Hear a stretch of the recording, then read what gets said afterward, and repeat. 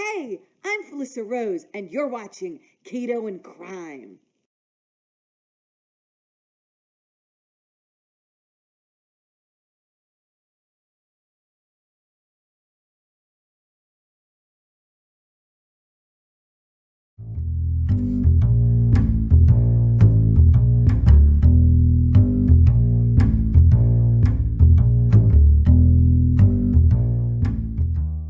Hey everyone, welcome back to Thought Crime and Keto and Crime, part 2 of our story of the saga of Alcatraz. As we left off in our last one, you remember the Battle of Alcatraz concluded on May 4th, 1946 with the deaths of the 3 ringleaders and later on the execution of 2 of the 3 that were left alive after it, 2 of the 3 convicts. It also resulted in the death of 2 guards with a estimated wound count of 14 to 15, depending on which sources you use. All right, so all was smooth sailing for the next few years. Clarence Carnes was returned to Alcatraz, where he was incarcerated in D Block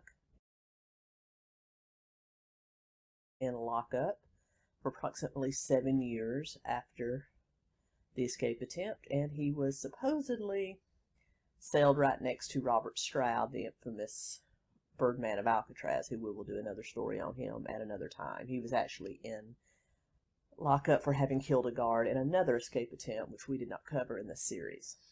But finally, a brand new warden took over Alcatraz, and he was more of a reformer rather than a punisher, whereas the previous wardens had wanted to just keep everybody in view, keep them inside of the guards at all times. This guy was more of a reformer. He believed in second chances. So one of the first thing he did was remove some of the people that were in lockup that he didn't think needed to be in lockup, and one of those was Clarence Carnes.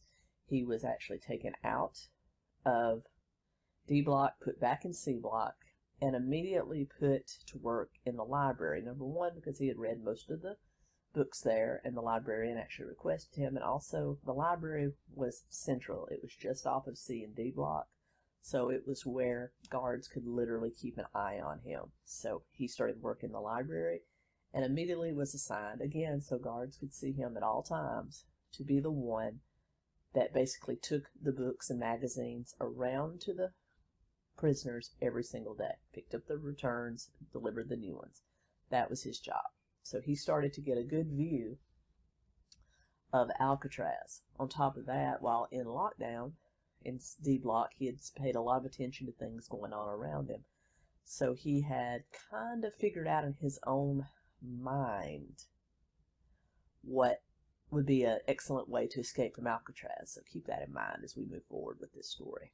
Also, this new warden did things like take the long picnic tables out of the dining hall and replace them with smaller 4-chair tables so that it would be more like a family style atmosphere. So that allowed prisoners to have more of a private conversation at dinner without having to shout or anything like that, so that guards couldn't readily hear them. So also keep that in mind.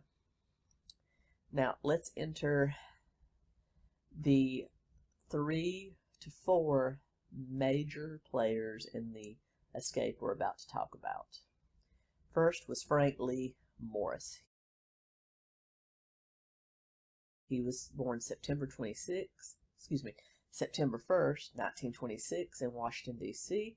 He was abandoned by his mother and father during childhood, grew up in the foster home system, graduated from the foster home system. No telling what kind of atrocities he suffered while in there, but he started stealing at the age of 13 and graduated to armed robbery and possession of narcotics and selling of narcotics by the time he was in his 20s.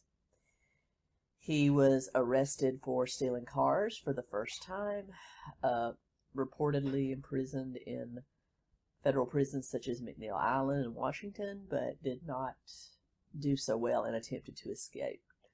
Finally, after another escape attempt from the Louisiana State Penitentiary, where he had been sent since breaking out of jails and prisons in Florida and Georgia, he was sent to Alcatraz on January 20th, 1960. And he had a very high IQ, an IQ of way over 100, so he was an incredibly intelligent young man. Now we have John and Clarence Anglin, born in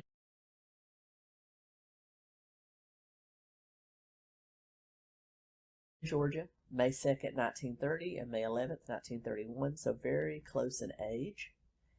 And they were 2 of 13 children born in Donaldson, Georgia, even though they relocated to Ruskin, Florida while they were still children. They were migrant workers. They traveled around doing jobs such as picking fruit and doing day labor. But they did graduate, as a lot of people did, during the Depression recovery eras in the 1930s and the World War II eras of the 1940s. They graduated to stealing cars and robbing banks. They were actually arrested while trying to rob a Florida bank with a toy gun. Yes, a toy gun. They never hurt anyone, but they were arrested for trying to use a toy gun. They also attempted to rob banks in Alabama, Georgia, and again arrested for robbing Columbia State Bank in Columbia, Alabama, again with a toy gun. You had Allen West. He was born in New York City, March 25th, 1929. A car thief, first arrested in 1955 for attempting to steal cars. His first home was again the Atlanta Federal Penitentiary. And I suppose you're wondering, like I did, why a lot of these people were immediately remanded to the federal prison system rather than the state. And it's because they were car thieves, kidnappers, bank robbers, all of those, especially when you take cars over state lines, automatically a federal crime. That's why. He first became an inmate in Florida, then later in Atlanta. After repeated escape attempts, 20 in his lifetime, he attempted to escape from prison. He was remanded to Alcatraz also in 1961. These would be the main players, along with supposedly involvement from Clarence Carnes, who was involved in the Battle of Alcatraz that took place in 1946. Now, Allen West, just like Barney Clay from our first story, had kind of developed also a roving view of Alcatraz because he was the house painter. He had done some house painting as a teenager, so he had experience, and so it was his job to keep things repainted and up to speed all around the prison. So as a result, he traveled around a lot, saw a lot, just like Clarence. And we are back. Sorry about that. I had to kind of amend where I was because as I said, during this quarantine, I have other people working from home, so they were on a phone call. So to avoid picking up portions of their phone call, moved outside to our porch, and you get to see our nice Chicago Bears emblem up there. Go Bears. Anyway, so back to the story. Allen West, as I said, developed kind of a bird's eye view of Alcatraz, much the same way as Clarence Carnes did. He was walking around painting, seeing things, as the same way that Clarence Carnes did when he delivered and picked up books. So you had two people.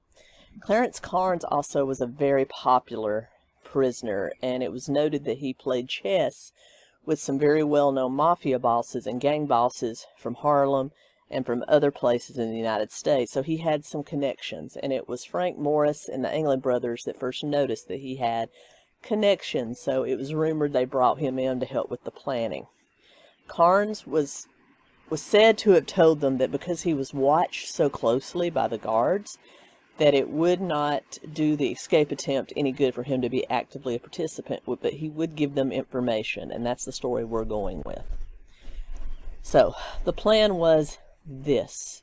Because of the severe damage that Alcatraz prison had suffered during the Battle of Alcatraz in 1946, you had a lot of rot and a lot of weakness going on in the actual structure of the prison. Namely, that utility corridor behind C Block, where the 3 convicts were killed during the former escape attempt. You had a lot of water damage, a lot of bullet damage.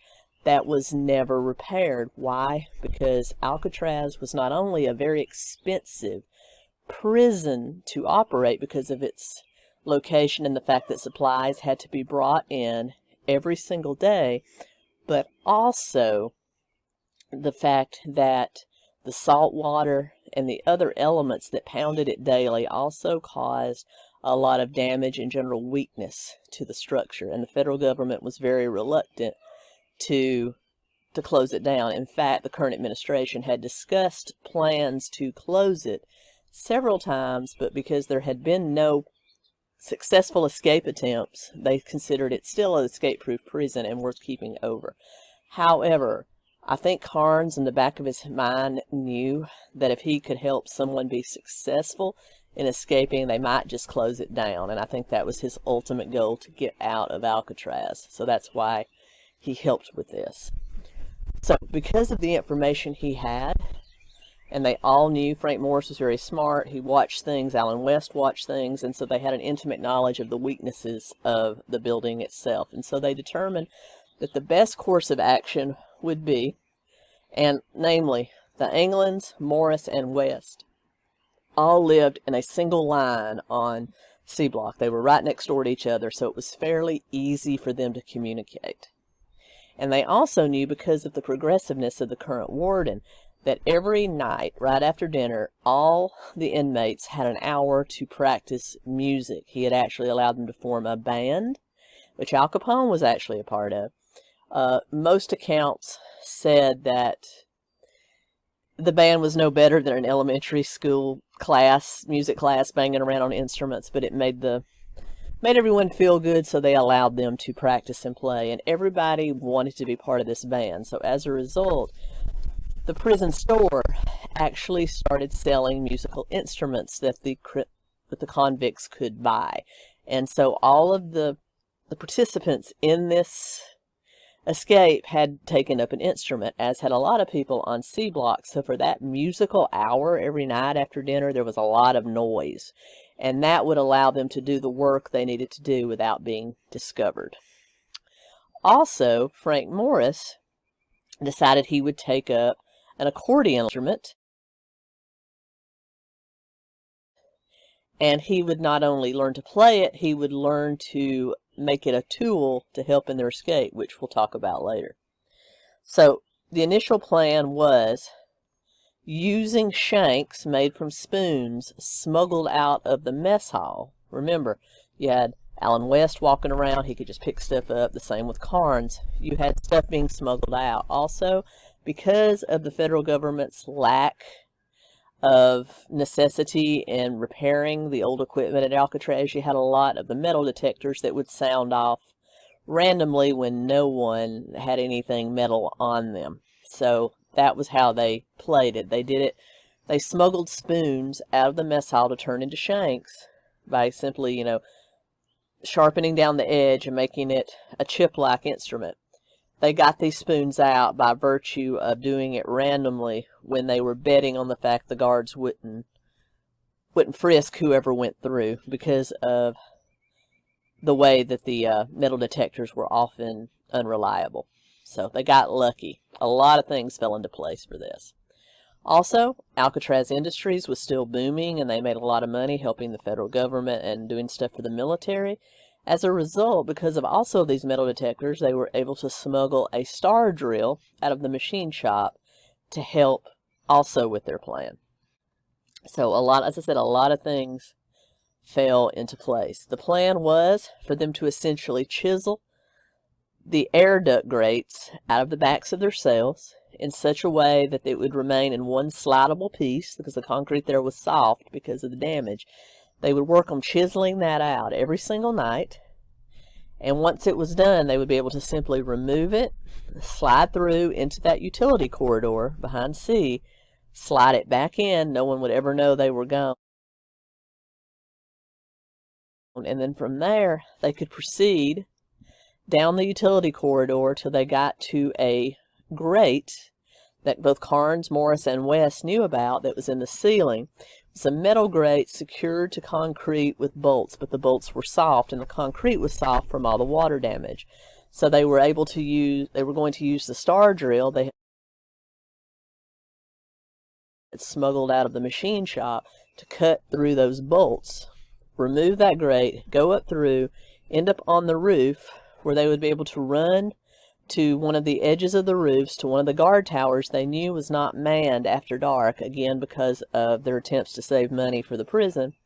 It was not manned, so they would be able to basically shimmy down a drain pipe on the side of the building, run down to the ocean, use wire cutters that they also smuggled out of the machine shop, and cut through the fencing at the bottom, run down, and there would be nothing but them in the ocean.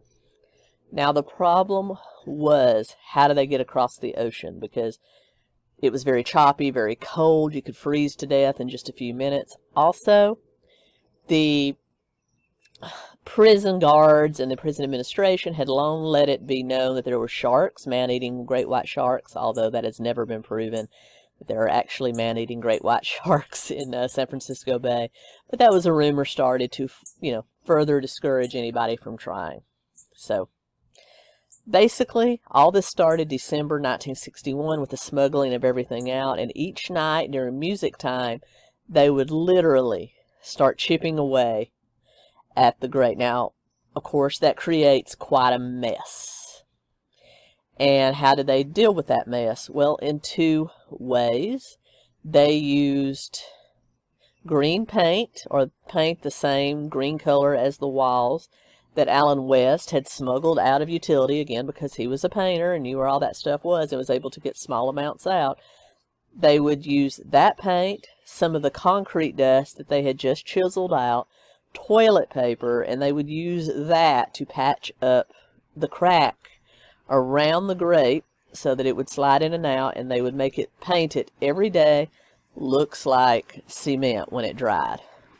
And they covered up the smell using eucalyptus oil and liniment they were able to get from the prison commissary for minor aches and pains. So these guys really thought it out with the help of Clarence Carnes. Alright, so now there was the problem of nightly bed checks where the officers would walk up and down the halls counting heads in the bed, so they had to make it look as if they were in bed, even though they might be huddled at the back of their cell in the dark working, or even inside the walls when they were trying to actually make the escape. So also using cement dust, toilet paper, also cigarette ash that a lot of prisoners, because they wanted to see this escape go down, gave them, and toilet paper, paint. They made kind of a paper mache-like substance, and actually fashioned a mannequin head to put in their bed at night, so it looked like they were there. And because one of the Anglin brothers also worked in the prison barber shop, he saved a bunch of hair, and they used that to make the hair for the dummy heads. Also, this just goes on and on. This is a comedy of errors.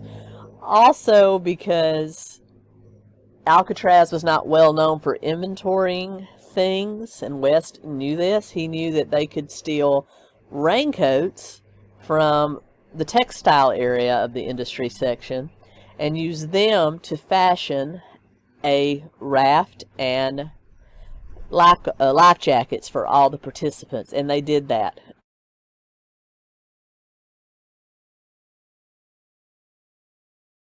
Ever so often they would steal a raincoat until they had accumulated 50. Again, Alcatraz did not inventory anything because, I don't know, they were lazy. And they were able to do that. Also because of his influence in the library, Carnes was actually able to get an issue of Popular Mechanics that actually had an article on making a life jacket and a raft out of raincoats to the Anglin brothers and Frank Morris.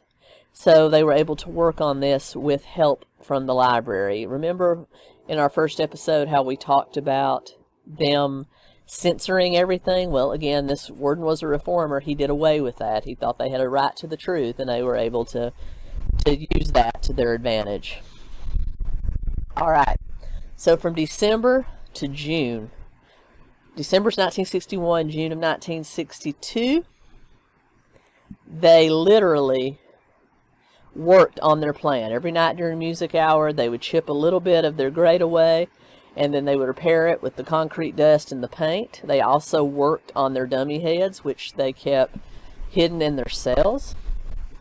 And finally, once they'd actually broken through the grates, they were able to hide everything that they used in the corridor, including the raincoats, and they were able to use the heads that they had constructed to make it look as if they were in their cells every night, and they would actually slip into the corridor right after music hour every night and put the grate back so it looked like they were there. It was lights out, so it was dark, and they had their head in the bed so that they would make head check.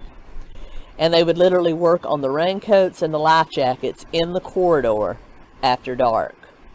They also used the star drill to cut partially through the bolts that held the ceiling grate in the corridor, so they were literally ready to go. Finally, the big night. June 11th, 1962, the Anglin brothers, Frank Morris and Alan West, decided that they would go ahead and start going through their wall. They did. They put their plan into motion, and the Anglin brothers and Frank Morris easily slipped from their cell into the corridor. Alan West was not so lucky. When he fully removed his grate, because he had not been helping with the actual construction of the life jackets and the inflatable boat, life raft, he had been working more getting them the supplies, so he had only been working kind of on his grate. And when he went to remove his grate, there was actually an iron bar there that he had not expected that blocked him from actually getting in. So he was actually prevented from leaving his cell. Frank Morris and the Anglins actually told him, "We'll leave a life jacket," and they had actually fashioned two rafts. They said they would leave the smaller life raft and a life jacket and a paddle. The paddles they had fashioned out of pieces of wood that other inmates had smuggled to them for him, and if he could make it, to come on. So he stood there trying to chip that bar out while the Anglin brothers and Morris slipped into the corridor, put the grates back in place, ran down the corridor, very easily finished cutting through the bolts of the ceiling grate, slipped through up to the roof, ran easily across the roof to the unmanned guard tower, shimmied down the drainage pipe to the ground, ran down to the fencing, cut through it, went down to the edge of the water, easily able to inflate both their life jackets and the life raft with the accordion that Frank Morris had converted to an air pump, and supposedly disappeared into San Francisco Bay. Now, here is the kicker.